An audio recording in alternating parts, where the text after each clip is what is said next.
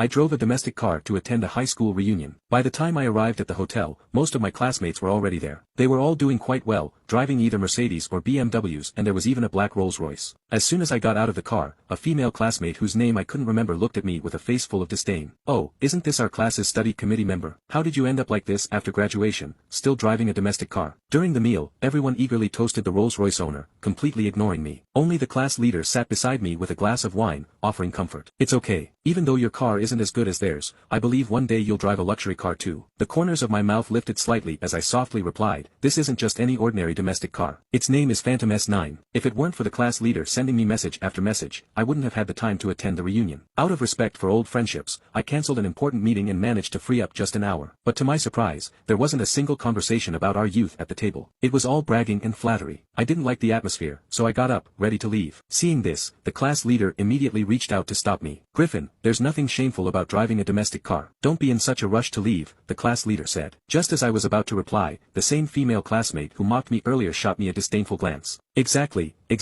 It's been so many years since we've seen each other. Don't you want to catch up with everyone? But, judging by the looks of it, it seems no one's really eager to talk to you." In the end, the female classmate burst out laughing. I looked up at her and spoke coldly, "No need. I only came this time out of respect for the class leader. In the future, don't bother inviting me to such pointless gatherings." As soon as I finished speaking, Malcolm, who was surrounded by everyone like the center of attention, suddenly stood up. "Griffin, what do you mean by that? Are you saying we're not worthy of dining with you?" Malcolm had clearly twisted the meaning of my words on purpose, but the people around didn't see it that way. "Oh, driving a cheap domestic car and still looking down on others? Before coming, I thought the top students like you were something amazing, but it turns out you're nothing special. What's the use of good grades? After graduation, you still end up as just a civil servant." A civil servant? Well, she was not entirely wrong. All public officials in the country could indeed be classified as civil servants. "Griffin, I think you're just upset because you feel ignored, and now you're making excuses to leave. People are naturally divided into different ranks. So what if your grades are great? In the end, you're still just a lowly civil servant." I just wanted to leave this place quickly, but Malcolm's comment unexpectedly stirred up collective anger. "Everyone, I truly apologize for today, but I have an important meeting to attend shortly." "Well, today's meal is on me. Feel free to eat and drink whatever you like. Just have the restaurant send me the invoice later." As I reached out to grab my coat, a seductive figure blocked my path. "Oh, acting like a big shot when you don't have the money? This meal will cost at least thousands of dollars. Can you even afford it with that measly salary of yours?" She was dressed in a fiery red dress, her lipstick just as strikingly bright. But the overwhelming scent of her perfume was unbearable and I couldn't help but sneeze several times in a row. "Griffin, what's with that look in your eyes? Don't you remember me?" I carefully studied her for a moment before shaking my head. "Sorry, I've met too many people over the past few years. I guess I'm bad at remembering faces." The truth was, I had absolutely no idea who she was. She raised an eyebrow and let out a mocking laugh, saying, "Griffin, don't play this whole hard-to-get act with me. You chased me for 3 whole years back in high school." The moment she finished speaking,